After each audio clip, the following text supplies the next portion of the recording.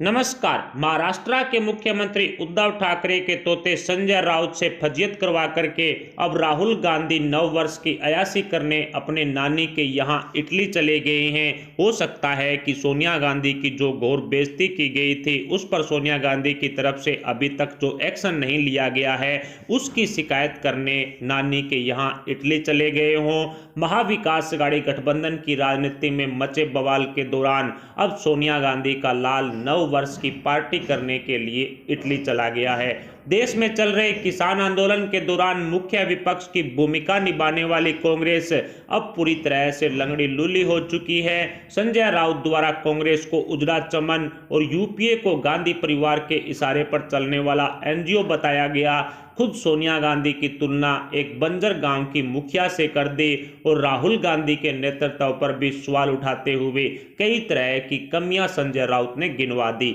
लेकिन इतनी बड़ी घोर बेइज्जती करने के बाद भी सोनिया सेना के फैसले में अभी तक देरी हो रही है। सोनिया गांधी और कांग्रेस के नेताओं ने अभी तक अपनी जुबान पर ताला लगाया हुआ है। अर्नब गोस्वामी ने जब सोनिया गांधी को उनके वास्तविक नाम एंटोनिया माइनो नाम से पुकारा था तो पूरे देश में सोनिया सेना ने 100 से ज्यादा एफआईआर दर्ज करवा दी थी। लेकिन संजय राउत द्वारा सोनिया गांधी को कबाड़ जैसी उपाधि देने के बावजूद भी कोई एक्शन अभी तक कांग्रेसी नेताओं द्वारा नहीं लिया गया है। इसका सिर्फ एक ही कारण हो सकता है कि कांग्रेस के मंत्री जो महाविकास अघाड़ी गठबंधन में शामिल हैं वो उद्धव सरकार में कई बड़े बड़े घोटालों को अंजाम दे करके कांग्रेस की पॉकेट है वो भर रहे हैं। यही कारण हो सकता है, इसके अलावा दूसरा कोई कारण नहीं। और ऐसा ही कोई दबाव कांग्रेस आलाकमान पर है जिसके कारण संजय राउत द्वारा सोनिया गांधी की घोर बेइज्जती करने के बावजूद भी कांग्रेस महाविकास अघाड़ी गठबंधन से बाहर निकलने का अभी तक फैसला नहीं ले पाई है। शिवसेना द्वारा विपक्ष और यूपीए पर सवाल खड़े करने के बाद कांग्रेस नेता अशोक चव्हाण ने उद्धव ठाकरे को जवाब जरूर दिया है कि जो पार्टी यूपीए में शामिल नहीं है उनके नेता कांग्रेस को ज्ञान बांटना बंद करे और यूपीए के नेतृत्व हेतु सोनिया गांधी ही बेस्ट है। जिस तरह से संजय राउत ने कहा था कि यूपीए एक एनजीओ बन चुका है और सोनिया गांधी को यूपीए अध्यक्ष नहीं बल्कि किसी बंजर गांव का, किसी आदिवासी गांव का मुखिया होना चाहिए, यानी कि एक बंजर गांव के मुखिया जैसी औकात सोनिया गांधी की बता दी थी। इससे ये तो साफ है कि कांग्रेस आलाकमान सोनिया गांधी की खूब बेइज्जती हुई, खूब फजीयत हुई, लेकिन उसके बावजूद भी कांग्रेस की तरफ से अभी तक जो फैसला नहीं लिया गया है संजय राउत और महाविकास अघाड़ी गठबंधन को लेकर के कोई एक्शन अभी तक कांग्रेस ने नहीं लिया है। इससे ये नजर साफ आ रहा है कि कहीं ना कहीं महाविकास अघाड़ी गठबंधन में जो कांग्रेस के विधायक मंत्री पद पर बैठे हैं वो कई बड़े बड़े घोटालों को अंजाम दे रहे होंगे और कांग्रेस की पॉकेट भर रहे होंगे, जिसकी वजह से कांग्रेस की तरफ से अभी तक महाविकास अघाड़ी गठबंधन पर कोई एक्शन नहीं लिया गया है। पिछले दिनों ही 20,000 करोड़ रुपए के बिजली घोटाले का मामला सामने आया था महाराष्ट्र में और ऊर्जा मंत्री महाराष्ट्र के अंदर कांग्रेस की तरफ से हैं और इसी तरह का कोई ना कोई दबाव सोनिया गांधी पर होगा कि यदि वो महाविकास अघाड़ी गठबंधन से बाहर आए तो वो कांग्रेसी नेताओं की, कांग्रेसी मंत्रियों की पोल खोल देंगे और इस पोल खोलने के डर से कहीं ना कहीं कांग्रेस अभी तक महाविकास अघाड़ी गठबंधन में अपनी बेइज्जती सह रही है। एनसीपी प्रमुख शरद पवार को यूपीए अध्यक्ष की गद्दी पर बैठाने की आवाज भी संजय राउत की तरफ से उठाई गई। इसके अलावा विपक्षी पार्टियों को यूपीए में शामिल करने के लिए यूपीए का नेतृत्व शरद पवार को देखना चाहिए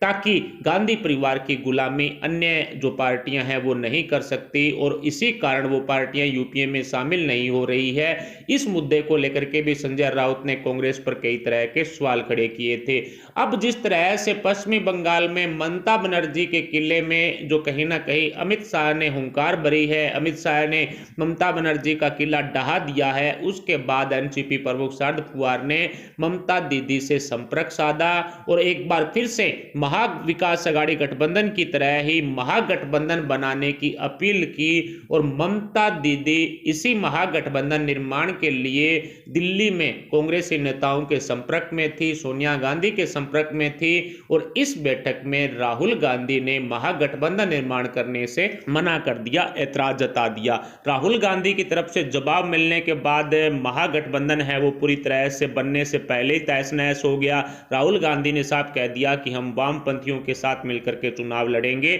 ममता के साथ या महागठबंधन में चुनाव नहीं लड़ेंगे, जिसकी वजह से शरद पवार का सपना भी अधूरा रह गया। वैसे तो शरद पवार दिल्ली भी इस बैठक में पहुंचने वाले थे, उसके बाद पश्चिमी बंगाल भी पहुंचने वाले थे, यानी कि महागठबंधन एक बार फिर से पश्चिमी बंगाल के चुनाव हेतु बनाने की कोशिश शरद पवार की थी। लेकिन राहुल गांधी की तरफ से जवाब मिलने के बाद में अब संजय राउत ने जो बखेड़ा शिवसेना के मुखपत्र सामना में खड़ा किया है, उससे कहीं ना कहीं कांग्रेसी नेता नाराज जरूर हैं, लेकिन फिलहाल कांग्रेसी नेताओं की तरफ से ऐसी कोई बयानबाजी नहीं आई है जिससे कि महाविकास अघाड़ी गठबंधन से बाहर निकलने की बात कंफर्म हो सके। लेकिन अब यदि कांग्रेस की तरफ से इस पर किसी तरह का एक्शन नहीं लिया जाता है और महाविकास अघाड़ी गठबंधन में कांग्रेस बनी रहती है, तो आप मान करके चलिए जो महाराष्ट्र में कांग्रेस के विधायक मंत्री पद पर नहीं बैठे हैं, जो मलाई नहीं चाट रहे हैं, वो सभी के सभी कांग्रेस में तोड़फोड़ करेंगे, कांग्रेस को छोड़ेंगे।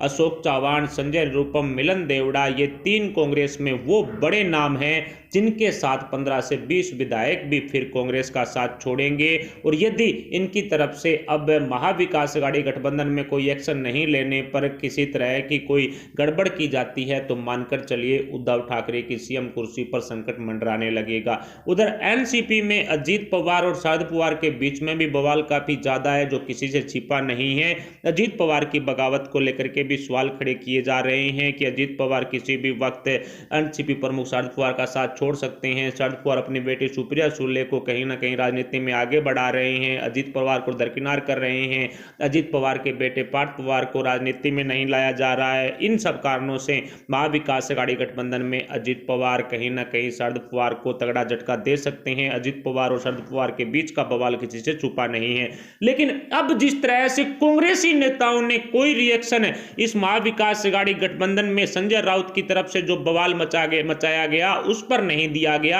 उसका सिर्फ एक ही कारण हो सकता है, भारतीय जनता पार्टी को सत्ता से दूर रखना दूसरा कारण हो सकता है। लेकिन अब सोनिया गांधी की घोर बेइज्जती सोनिया सेना कतई बर्दाश्त नहीं कर सकती। अन्य सभी मामलों में हमने देखा है कि सोनिया सेना किस तरह से सामने वाले पर कटाक्ष करती है। अर्नब गोस्वामी को लेकर के ही देख लीजिए, 100 से ज्यादा एफआईआर दर्ज हो गई थी सोनिया गांधी का ओरिजिनल नाम पुकारने की वजह से। तो आप जिस तरह से संजय राउत ने सोनिया गांधी को कबाड़ जैसी सुविधा जो उपाधि दे दी, इसके अलावा जो बंजर गांव का मुखिया होने की उपाधि दे दी और राहुल गांधी के नेतृत्व पर भी सवाल उठा दिए, उसके बावजूद भी सोनिया गांधी की तरफ से या सोनिया सेना की तरफ से या कांग्रेसी नेताओं की तरफ से संजय राउत को कोई जवाब नहीं दिया गया है। फिलहाल उद्धव ठाकरे की सीएम कुर्सी को लेकर के क्या कांग्रेस संजय राउत द्वारा मचाए गए बवाल के बाद में उद्धव ठाकरे का साथ कांग्रेस छोड़ेगी? क्या महाविकास अघाड़ी गठबंधन से कांग्रेस है वो बाहर आ सकती है, या फिर कांग्रेस द्वारा महाविकास अघाड़ी गठबंधन पर कोई एक्शन नहीं लेने की वजह से कांग्रेसी नेता कांग्रेस को छोड़ देंगे? इस पर आप अपने विचार हमें कमेंट बॉक्स में जरूर बताएं। साथ ही हमारे इस वीडियो को लाइक करके हमारे चैनल को सब्सक्राइब जरूर कर लें। अभी के लिए इतना ही, मिलते हैं अगली वीडियो अगले अपडेट के साथ, तब तक के लिए जय हिंद जय भारत।